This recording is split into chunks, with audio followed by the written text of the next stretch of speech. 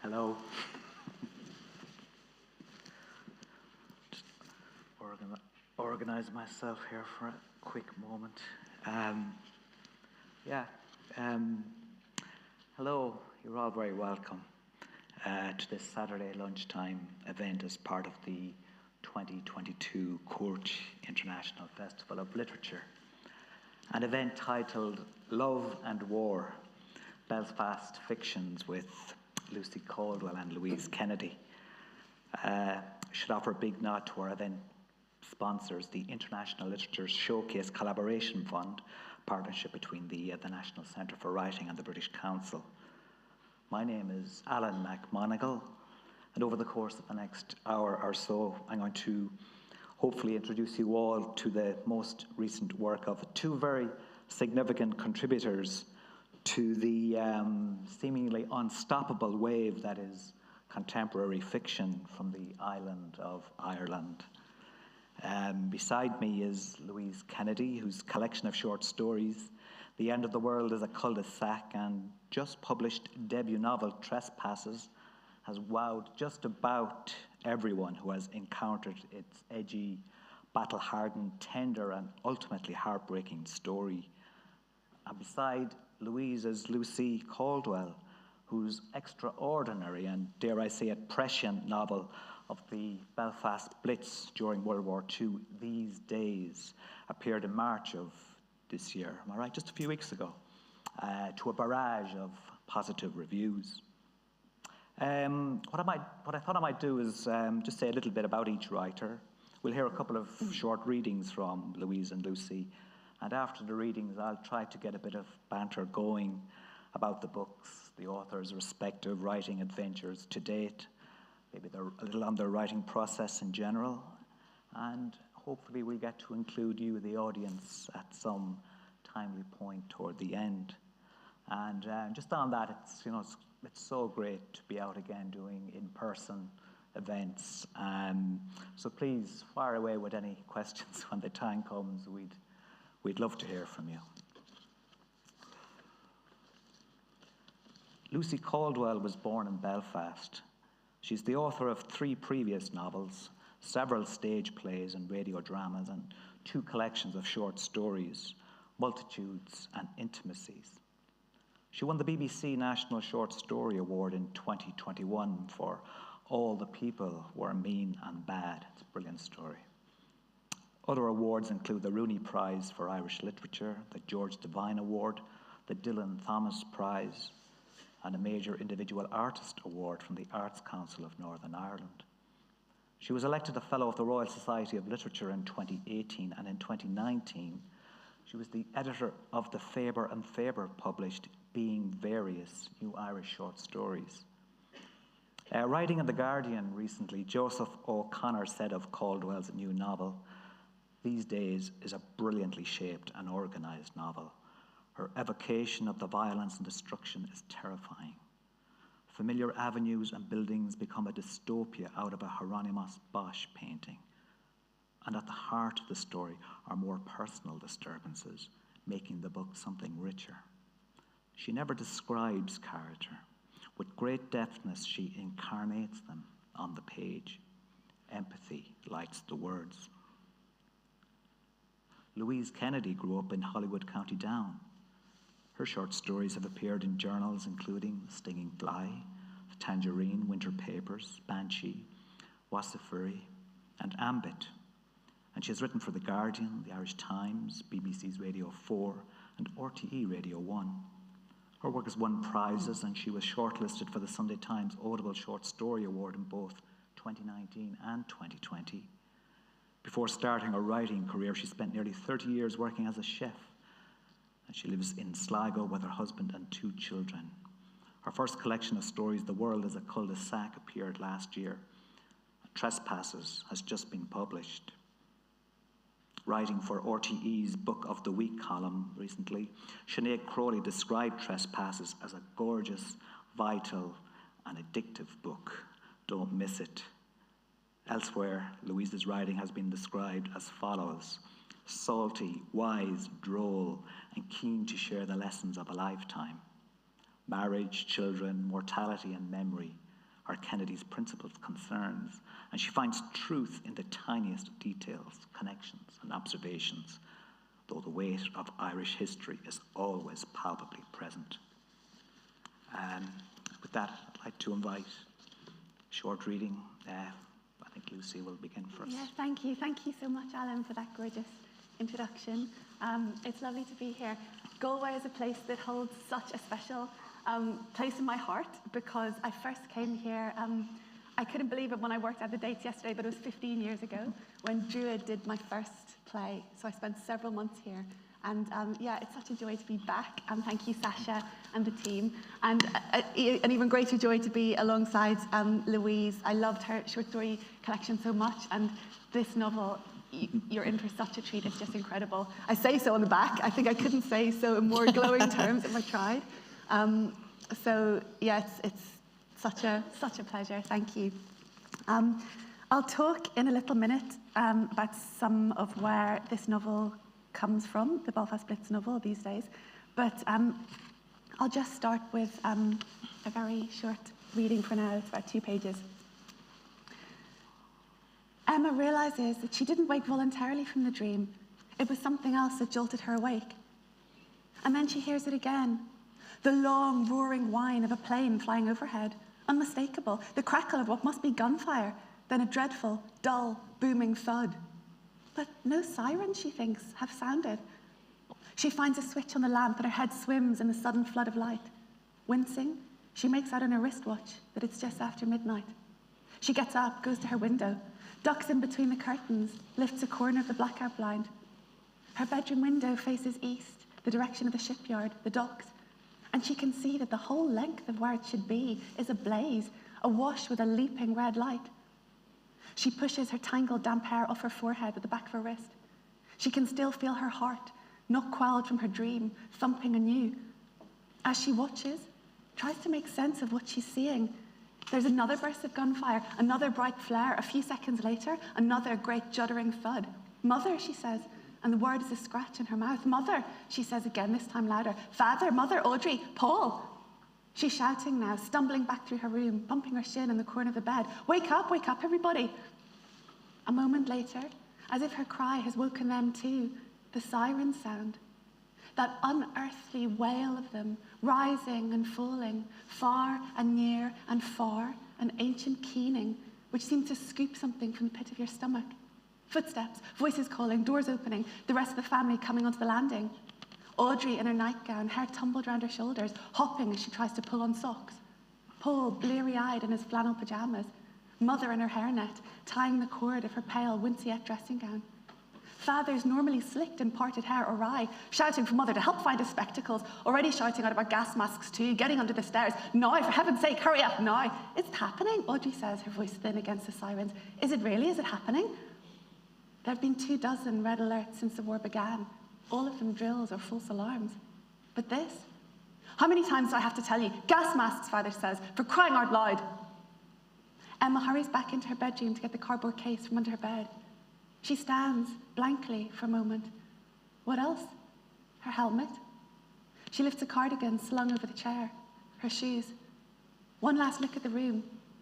If the house is bombed tonight, if an incendiary crashes through the roof and destroys it all, is there anything I'd want to have saved? There is nothing, she thinks. There is nothing from this life that I'd save. Thank you.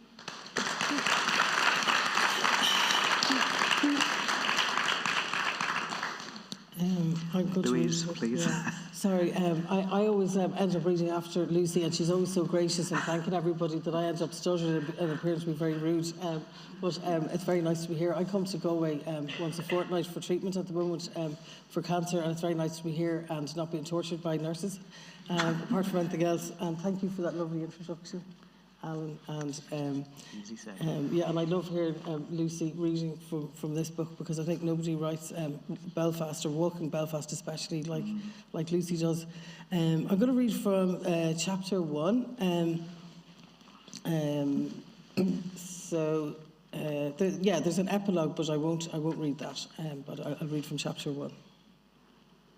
Cushla wrapped her handbag in her coat and pushed it into the gap between the beer fridge and the till. Her brother Eamon was bent over the counter with the stock list. He looked up at her and his eyes narrowed. He inclined his head at the mirror that ran the length of the bar. Cushla leaned in to check her reflection. Father Slattery had marked her with a thick cross 1 inch wide and 2 inches long. The rub of her finger raised the piney, resinous scent of whatever blessed unguent the ashes were mixed with and blurred the cruciate shape to a sooty smudge. Eamon slapped a wet serviette into her hand. "Hurry up," he hissed. Most of the men who drank in the pub did not get ashes on Ash Wednesday or do the Stations of the Cross on Good Friday or go to Mass on Sunday. It was one thing to drink in a Catholic-owned bar, quite another to have your pint pulled by a woman smeared in papish war paint. Cushla buffed until the skin on her forehead was pink, the serviette blackened and flittered. She tossed it into the bin. Eamon muttered something under his breath. The only word Cushla could make out was Egypt. The regulars were lined along the counter. Jimmy O'Kane, the single egg he bought for his tea bulging in his breast pocket. Minty, the school caretaker, who got through so much Carlsberg special brew, the pub won an award for having the highest sales in Northern Ireland, even though he was the only customer who drank the stuff. Fidel in his khaki cap and tinted glasses. By day, he measured mint imperials and clove rock in his mother's sweet shop. By night, he was brigadier of the local branch of the Ulster Defence Association. A fitter from the shipyard called Leslie, who didn't speak until he was drunk, and one night told Cushla he'd love to bath her. Another man, middle-aged, with a whiskey in front of him, dark-haired, faintly jowly. He was wearing a black suit and a stiff white shirt from which the collar had been detached, clothes that were conspicuous among the overalls and drip-dry fabric.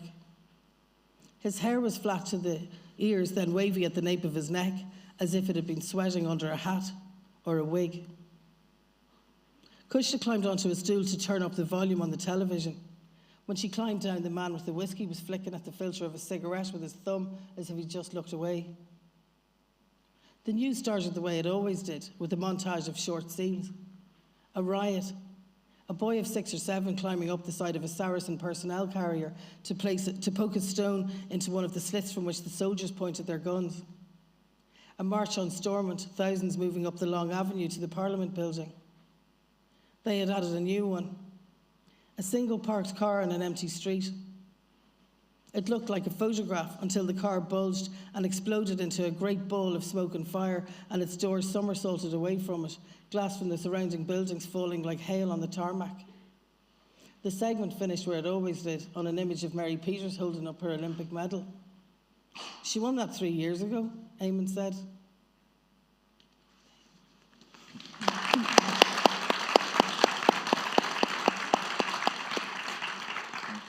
Thanks for that, Louise. You could write an entire book set in a bar, I think. I love that early barroom scene, and the tension that just comes right off the page, Lucy, with your own.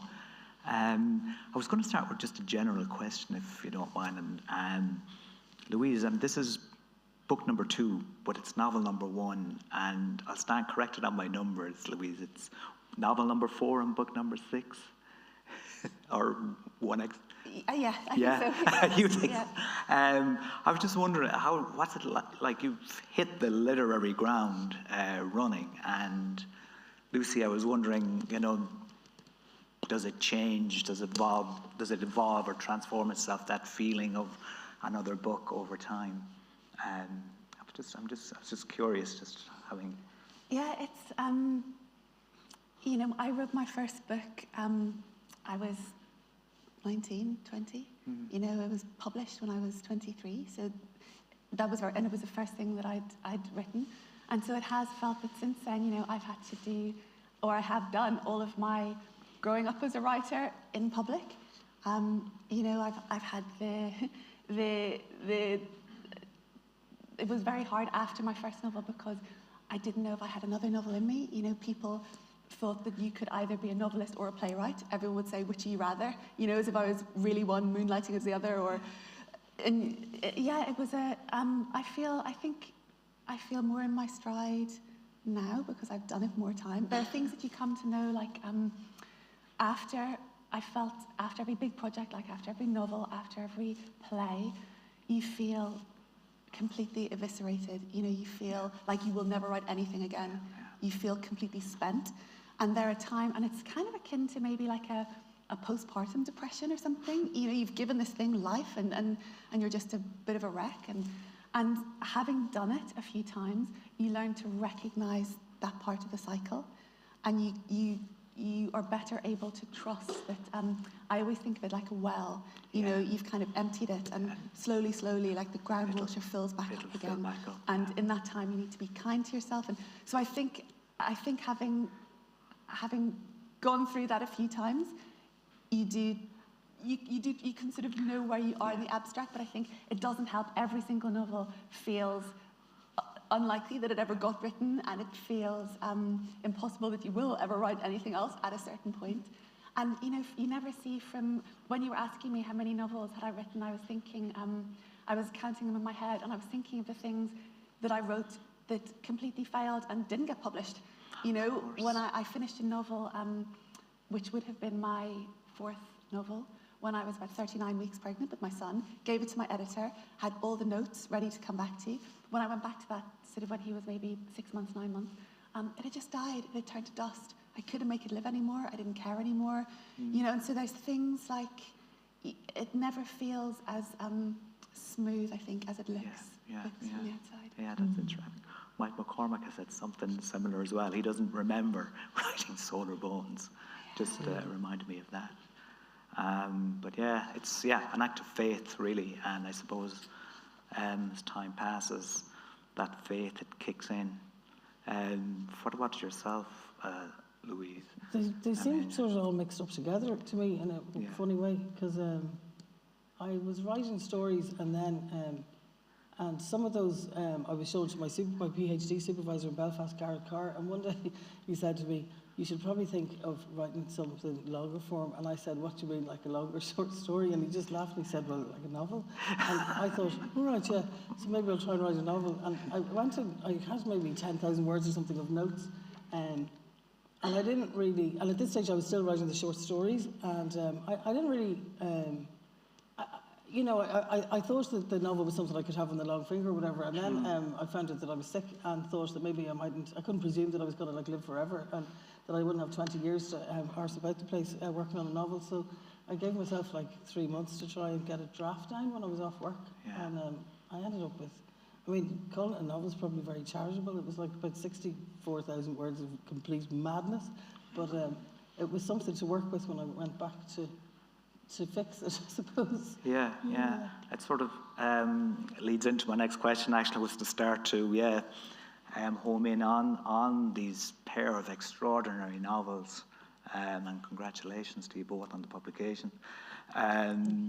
So World War II, and specifically the Belfast Blitz for Lucy, and I think that reference to Mary Peters, I'm going to go for 1975, in the same, pretty much the same patch. Was there an initial spark or an epiphany, to borrow a short story word, or incident that sort of triggered the generation of early drafts even? For these days, it was when my son was little, he was obsessed for a while with the Janet and Alan Alberg book Peepo. You know, it goes, here's little baby, 1, 2, 3, stands in his cot, what does he see? And he had to have that book for maybe every night for like 9 months or something. He had to have that book before he went to sleep, and I was so terrified of losing it. I had a copy of that book at my mum's in Belfast. I had a spare copy in the buggy bag. I had a copy beside the bed. And it's the story of a baby, day in the life, but it's against the backdrop of a London Blitz. And so there'll be like a Zeppelin in the sky, there'll be a bombed out building, there'll be the London Blitz happening that the baby is just oblivious to. And so I would read that to my son, and at the time we were living in a flat in the Docklands in London, an area that had been like completely like devastated by the London Blitz.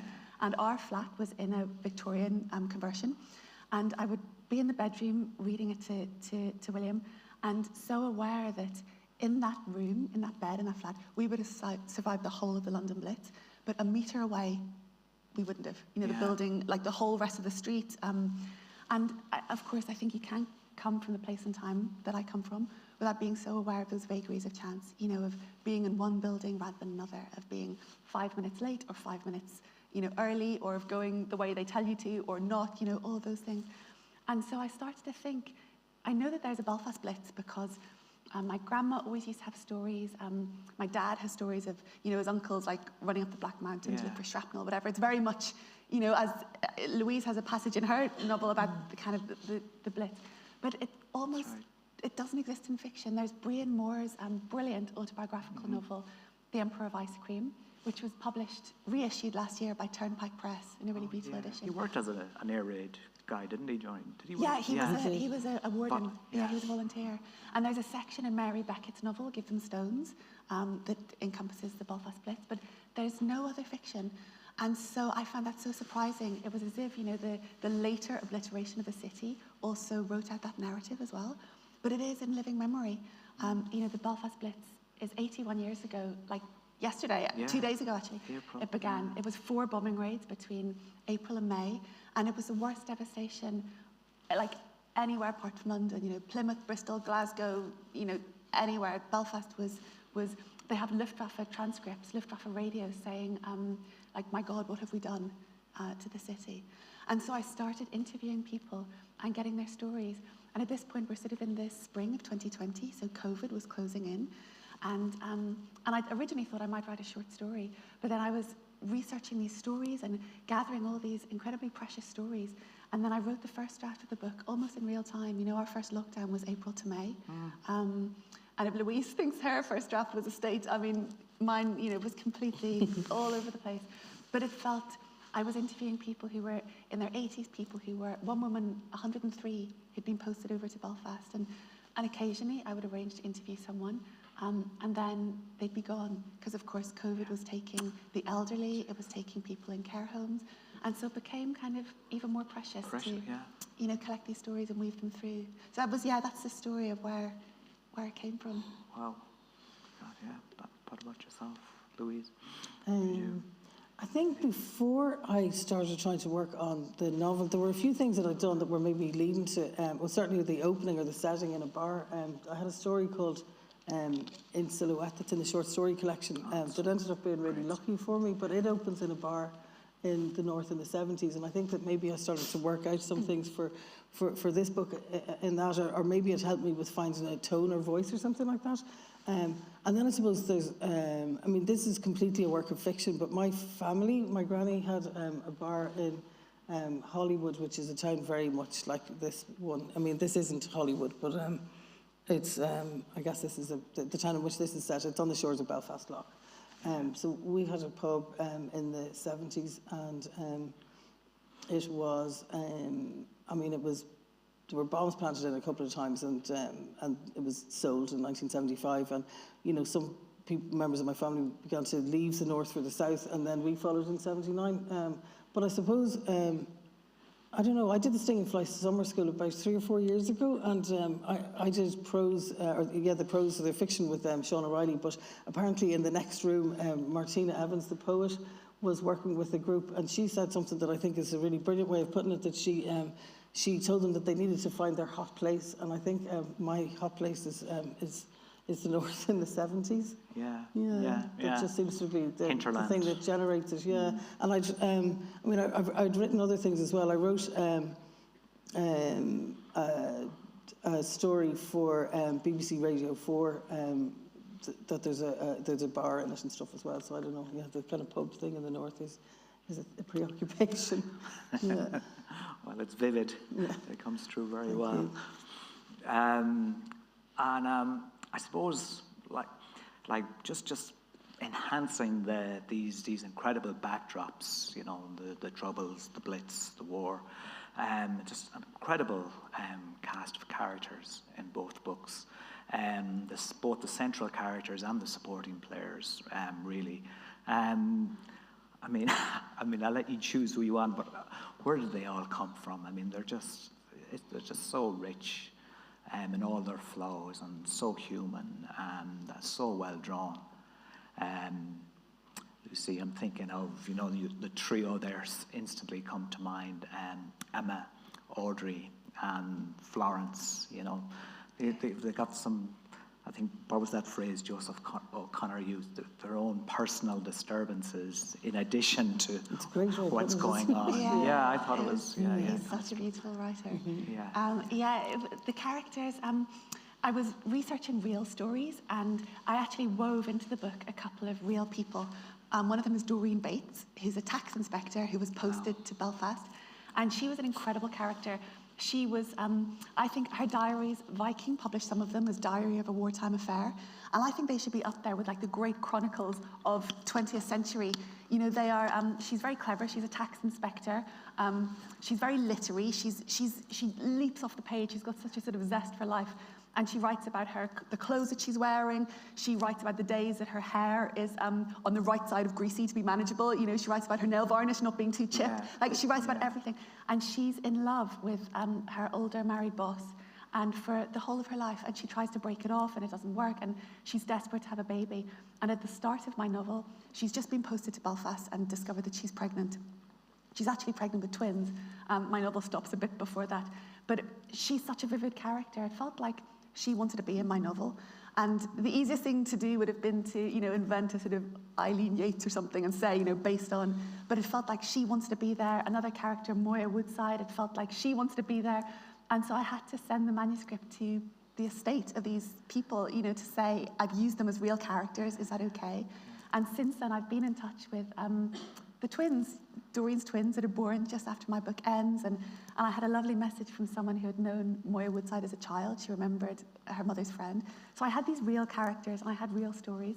But there's something that Hilary Mantel, who's such a supreme writer of historical fiction, she says, you can research and read all the facts, but the story starts happening when something leaps between the facts. And when the magic starts. So for all the research that I've done, for all of the real characters that are in it, that's not enough to make a novel.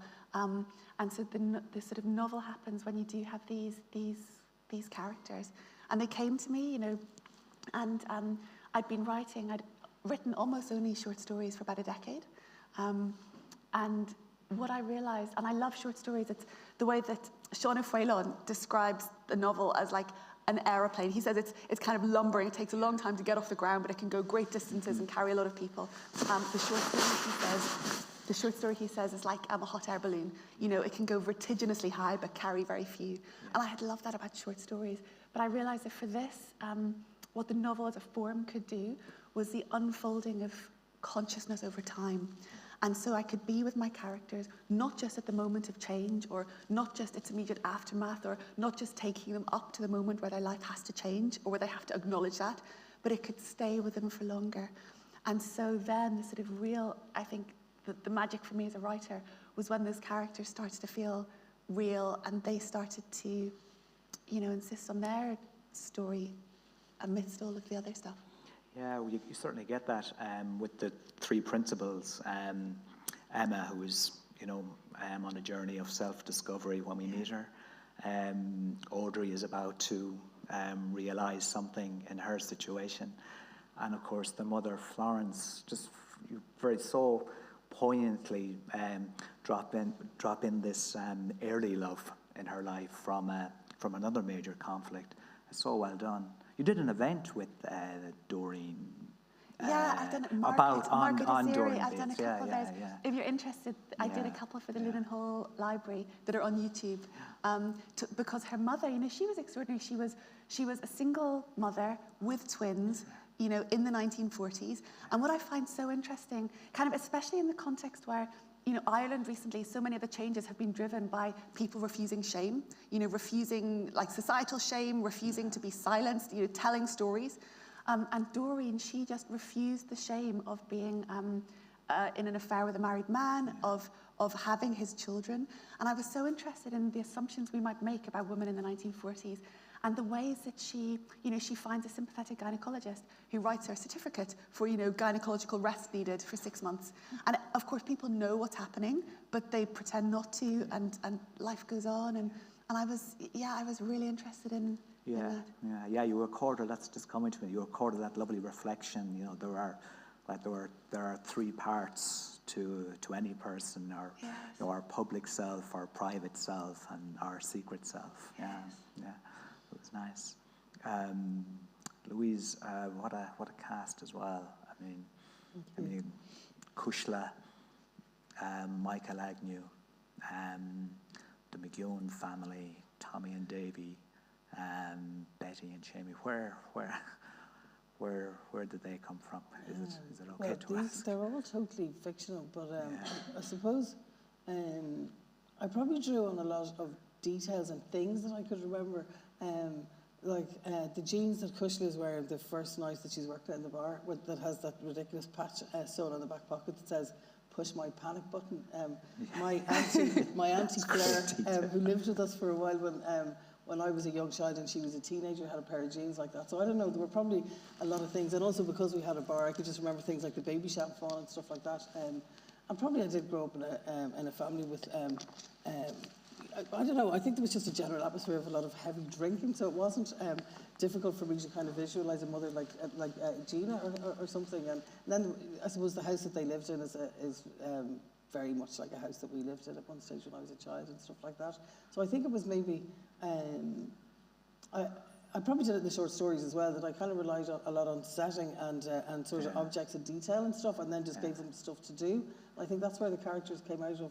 I think as well, my accent is very, it is completely southern, and I'm very embarrassed when I go to the north now and people hear how southern it is. They're like, "Are you really from the north?" But my internal voice, exactly. My internal voice is very northern, so that kind of wasn't hard for me. That when when they had to speak, that I was able to put very northern words in their mouths and stuff like that. Yeah.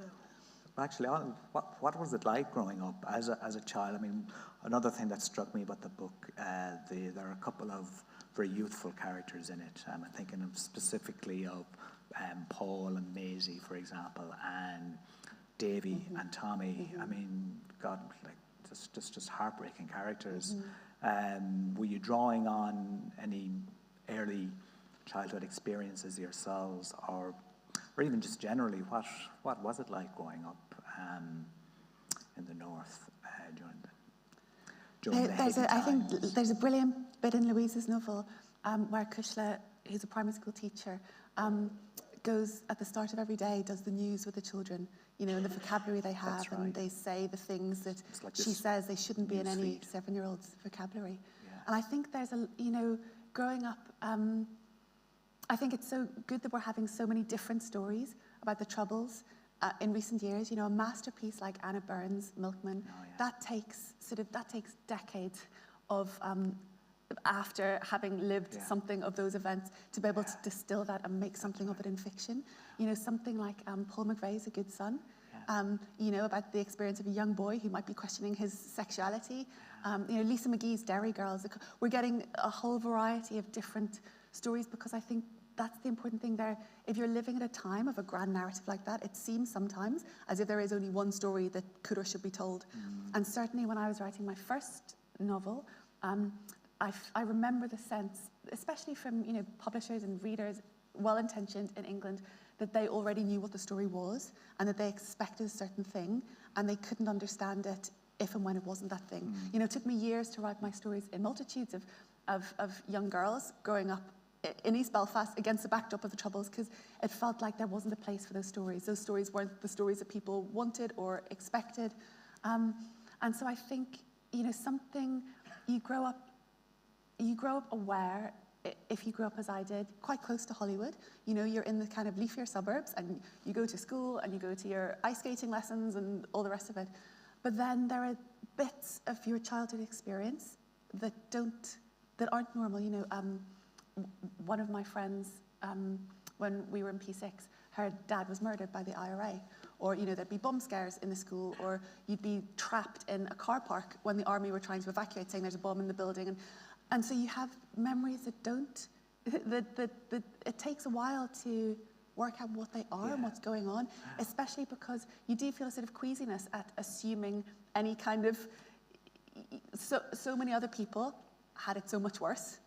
So I think it's a really difficult thing to try to negotiate. And I think that's why there are still so many brilliant books being written about the Troubles, and why I think we still need there to be. There's been no Truth and Reconciliation Commission.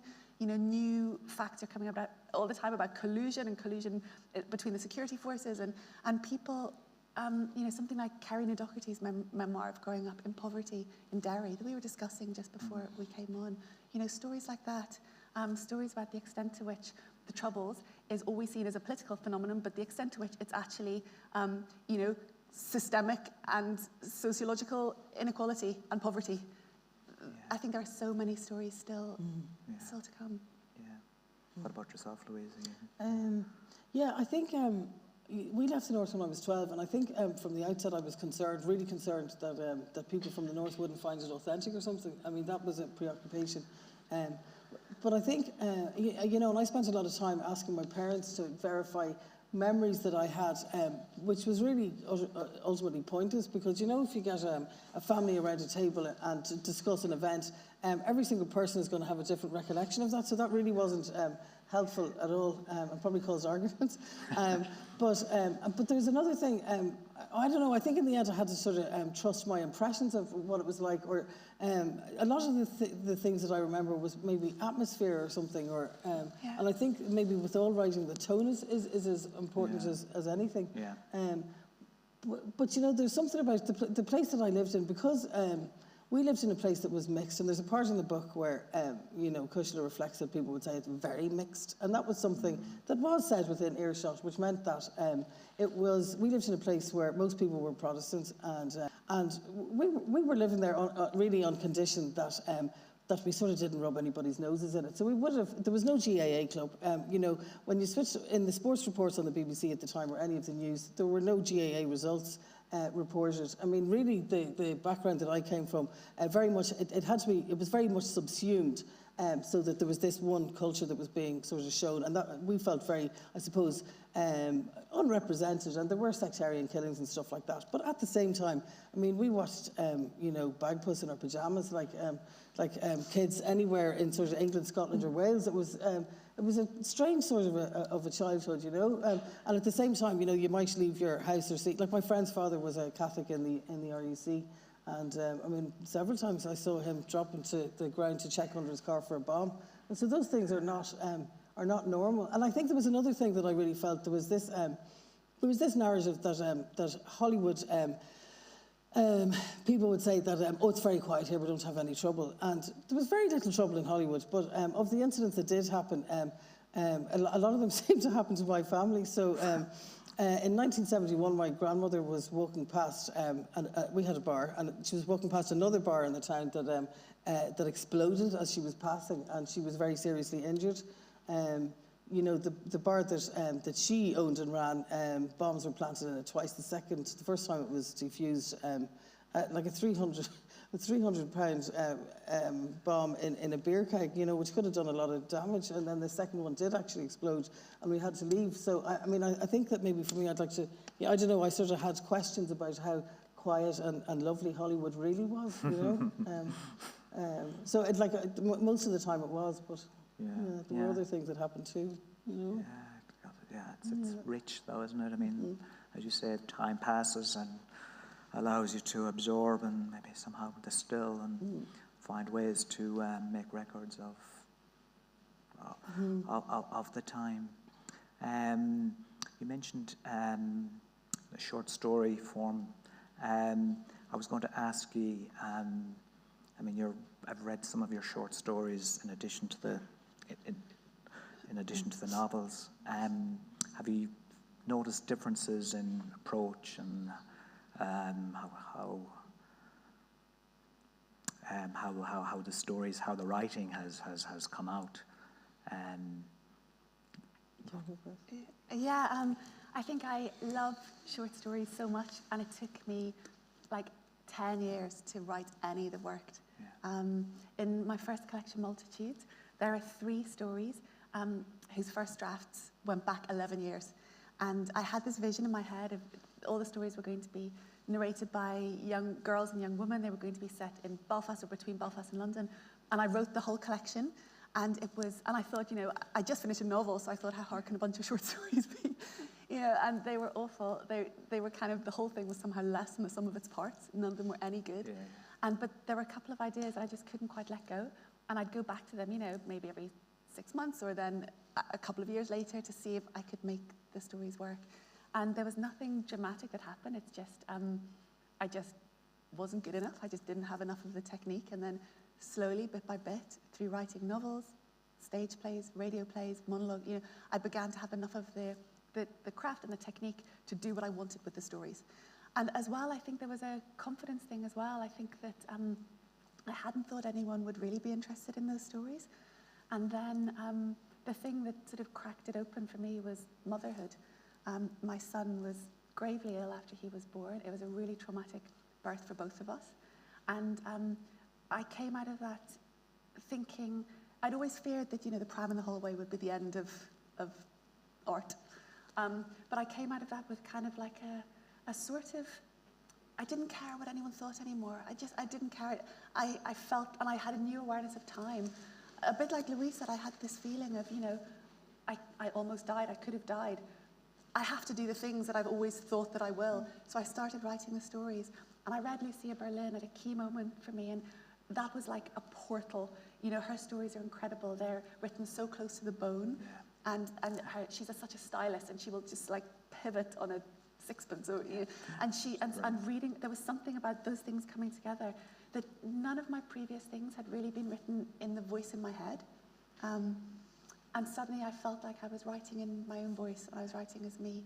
And so I wrote that collection of short stories, and then wanted to continue, and so I wrote the stories in Intimacies. Yeah.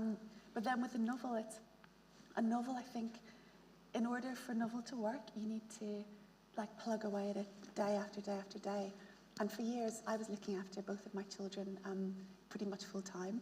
And so I would have gaps of time, and I could hold myself kind of open enough to encompass a story. But a novel, it's more pedestrian than that, So I was able to write this in lockdown because my kids then were 5 and 2, and my husband and I split the day, like in the middle. And so I had the morning, and then we'd have lunch at midday or 10 to midday, because that's what you do when you have kids. And then he'd have the afternoon, and just doing it every single day for 6 days a week. And then sometimes I'd be so antsy on the 7th day, he'd just say, go and write for a few hours, and that'll be better for all of us. And so just like a novel, I think it does take that. So yeah, I think they're very, very different forms. Yeah, I don't know. I think I didn't really intend to write at all. I ended up writing by accident, and I in a writing group. And I think like the short story seems to be like the unit of fiction of writing groups and creative writing workshops and stuff like that. And that's why I wrote short stories, just because after a fairly disgraceful first night, I wanted to redeem myself after sending home 1 year because I was like bundled into a car or something. That I tried to write a short story, and so I think that's why I was writing short stories in the beginning.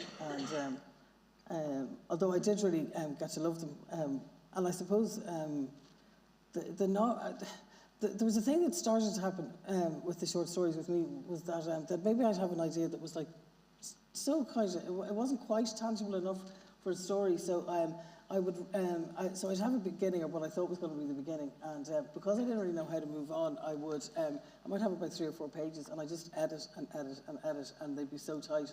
But then I hadn't even got to the middle of the story. Do you know what I mean? So I didn't even know what was going to happen next, and I began to try and then it's very difficult to something's like too tight, over edited, it can be nearly a bit airless, and it's very hard then to finish a story to match that. You can end up tonally with them being quite different from the beginning and the end, and that was sort of hell. So when I tried to stop doing that with the stories after a while, and then when it came to the novel, I thought, like if I had approached a novel like that, trying to like have like a really sexy first chapter, it would have taken me years, or I just never ever finished it. So I think that was maybe the approach that I had, was just to, a little looser. Yeah, just to keep pushing forward and not look back, which is really difficult. That was the absolute hardest bit with the first draft of the novel, because I knew as I was going along that points of view, some of it was in the second person. There were bits and bullet points. People were changing sex. They were changing, the tense was changing. People were changing religion, which is absolutely ridiculous. In a novel that was supposed to be set in the North in the 70s, where everybody's obsessed with identity. I just had to keep pushing forward and ignore all of that. Yeah, that's actually something you both do very well. And if I have time, I'll ask you about it. The second person point of view, notoriously difficult to pull off in a short story. But I am just a little conscious of the time. So if we had lights up, and if anybody does have a burning question that they would like to ask, I'd love to hear from you.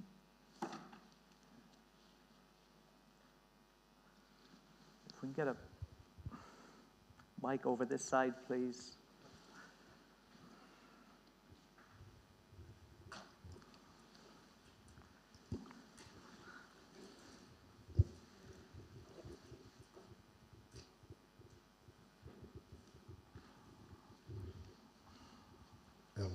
Hello, my name is Laurent Weisenberger, and thank you for sharing your thoughts and the ideas behind your books to us. I have a question for Lucy. How did, you collected all these stories from 1941, and how did they influence your characters? Did they were the characters more interwoven stories, or did they develop kind of an own consciousness? Thank you, that's such a good question. I think quite often I'd say to someone, could I interview them, could I talk to them? And they'd invariably say, oh, I've got nothing of interest to tell you, love. And then they'd just start talking. And what I was looking for, it's like, you're not even sure what it is you're looking for until you get the detail. And it might be a detail of one day the greengrocer had oranges in, and so they grabbed their mother's wicker basket and ran to the greengrocers to queue up for oranges. Or one woman told me, I interviewed, there's a child, there's a bit of sort of cross-border smuggling, and that actually has good literary provenance because it came from Glenn Patterson's mother. I interviewed her, and the little lost, and the dad with the shaving kit and the merchant army and the patent shoes, that was her. So I took those details, and wove them into my character. But I think you're looking for, you're just sort of looking for something that will glint and spark something for you and for your character. And so sometimes it's checking fact or date or the sort of thing they might be wearing. Sometimes it was as prosaic as that. But at other times I was thinking of, there was one incredible real story that actually I think belongs to Michael Nolan's great aunt. And a whole family killed, 13 of them killed, and she survived.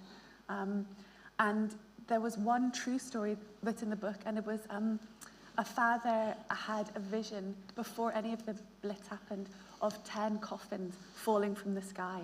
And so he lived just in like 2 up, 2 down, very working class area. He got a friend to help him take off the front door of the house and to nail it onto the kitchen table. And everyone thought he was completely crazy. And then when the first bombing raid happened, incendiaries crashed through the roof, and the family were fine because they were sheltering under this fortified table. And so I thought that story was incredible. So I took that story and I gave it to, there's a little maid character in the book who's 13, and her father has worked in the shipyards but is injured, so can't work anymore. So she's the family's breadwinner. And her ambition is to one day be the housekeeper.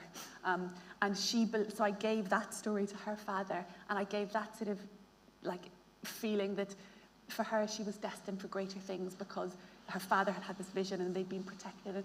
And so there's sort of something that happens where some of the best stories I heard I couldn't use at all because they didn't seem to fit, but there is something that happens with taking something, and it's a bit like using real life family stories. The bits that I use for my own family, they sometimes laugh because they'll come across a part of themselves completely out of context, given to someone else in different circumstances. But yeah, you're sort of taking, a bit like a quartz crystal or something. You're taking things in and transforming them into something else. Thank you very much. Thank you. Anybody else like to ask a question? I think we've one up the back. I was very touched by your description of finding people just almost too late because the age. of the stories, the survivors of the Blitz. Is there a sort of an element almost of journalism or archiving of those stories to the fiction? Yeah, do you know, there are some really good online forums and archives. A brilliant book is a book by Brian Barton called The Belfast Blitz. It's like 1,000 pages long. It's magisterial. And he has a lot of sort of documentary stuff in there. But yeah, the people that I interviewed, you know, I have all the notes sort of typed up and there. Yeah, it did feel, there was one woman that I was supposed to speak to actually in Dublin, and I spoke to her once, and she was telling me about hearing all the planes flying overhead when she was a child, when she was 6. And so we had this one conversation, and then the second time we spoke, she wasn't very well, and she said she would write down some of her memories, and then that never happened. So that did feel really, that felt very, very, very sad. And you're part of writing a historical novel, I think. It's like the film Amadeus tells us more about the 80s than it does Mozart. You know, you're writing about your own time too. And so although this is a historical novel, I was also thinking, I was trying to plot a course, like plot the resilience of these people through these times, thinking, like, what are my children, 5 and 2, what are they going to remember? And how are they going to be scarred by this or survive this? Or how are they going to be changed by this? And it was when I was talking to people who were laughing as they remembered the oranges at the greengrocer's or the new dress that someone had made for their doll that was rescued from the charred ruins of a house, you know, sort of thing. I was thinking it was really touching, and it was really moving, and it was something that gave me such hope in that the things that my children would remember, there would be bright spots as well. That's the thing, you know, the title of the novel comes from McNeice, these days, though lost, will be all your days. And there's that sense that, you know, like with Trespassers, even if you're living through extraordinary times, real life doesn't get put on hold. You know, you still turn 6 or get your first bike or have your first baby or fall in love, and you don't get to wait until there's a better time for all of that. You know, it's like this is the time that you get, which is, yeah, one of the brilliant things about your book as well. Where did your title come from, Louise? Okay, so it's supposed to have a different title in the first place, and it came after protracted negotiations with people of Bloomsbury. But I think Trespassers is just one of those words. I think I've spoken to people about it, and lots of people remember the first time they ever heard it. You know, when everybody learns the Our Father when they're very young, and it is kind of a mad word that isn't used normally. You know, to have it used in that way, that we don't use it in speech anymore. And I think there are a few things that the Our Father is one of the few prayers that are common to Catholics and Protestants in the North, though there is that moment in funerals where you have to remember about the bit that gets added on at the end. So that's a way of telling what foot people think with as well, if you add it on or not. So you have to be a bit careful about that where you are. And then I suppose that I kind of like the idea of lines being crossed. I mean, I guess there are class lines being crossed and moral lines. I mean, there's an affair at the centre of it, and I think Cushley, the main character, ends up in places where she didn't really expect to be or probably shouldn't be. Yeah. So I guess that's where it came from. No, glad I asked that. Mm-hmm. Are there any other questions? Oh gosh, yes, great. Hi there, thank you very much. My name is Anne Monaghan, and it's really a comment.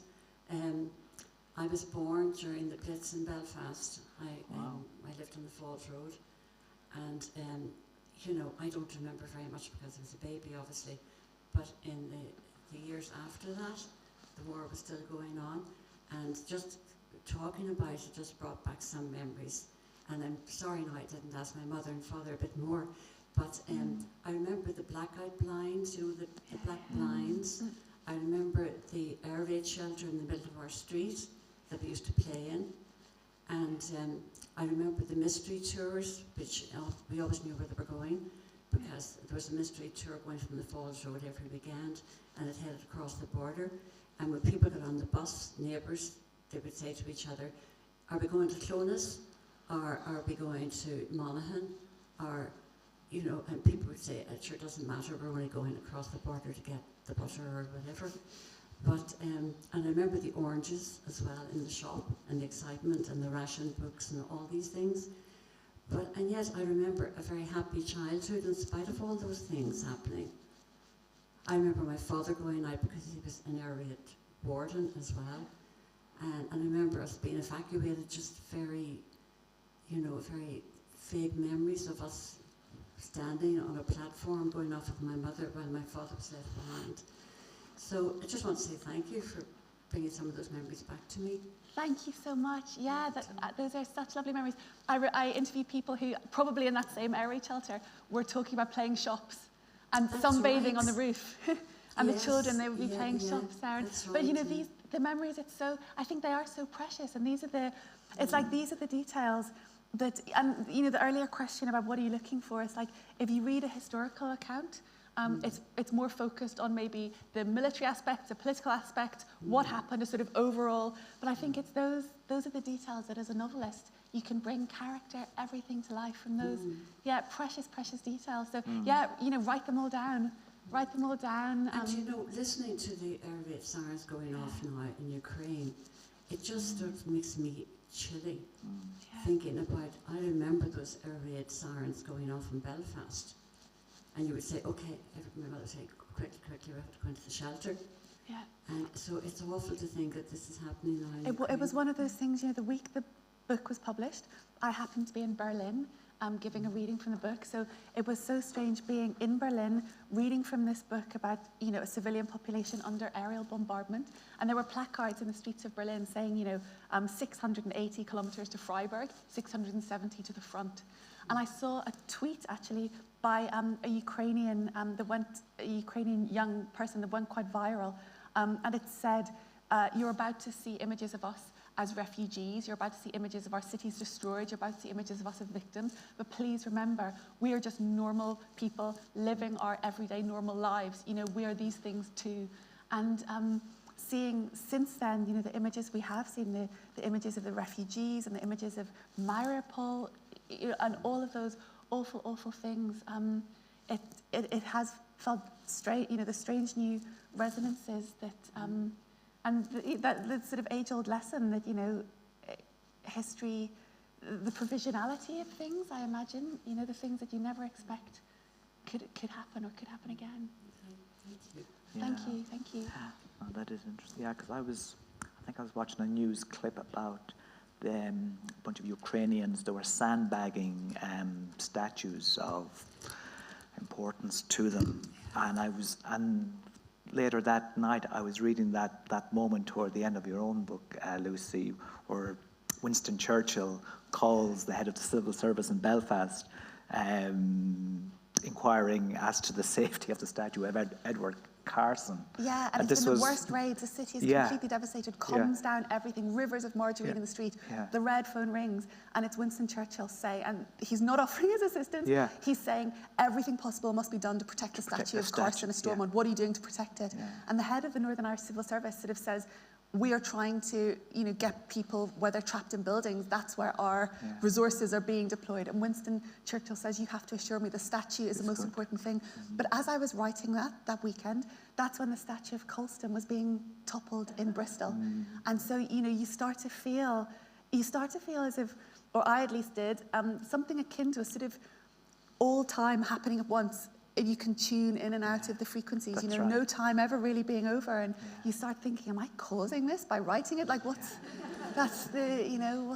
happening? I know. If you go looking for signs, and the antenna is out. I know. Folks, I think the time is upon us. I know the two authors are going to hang about in the lobby. They might do some book signing if any of you want to ask anything further or indeed comment. But just for me to say thank you all for coming today. And again, thanks to our event supporters, the National Centre for Writing and the British Council. Thanks to this fabulous pairing, Louise Kennedy and Lucy Caldwell. People can buy festival books from the festival bookseller Charlie Burns, which is just a spit away from our venue here. There'll also be books available in the lobby immediately after this event, and hopefully the authors will hang about and sign If you enjoyed this event, check out court.ie for others, and do indeed consider a donation to the festival. And there's a lot of people putting in a sterling effort to put these events together.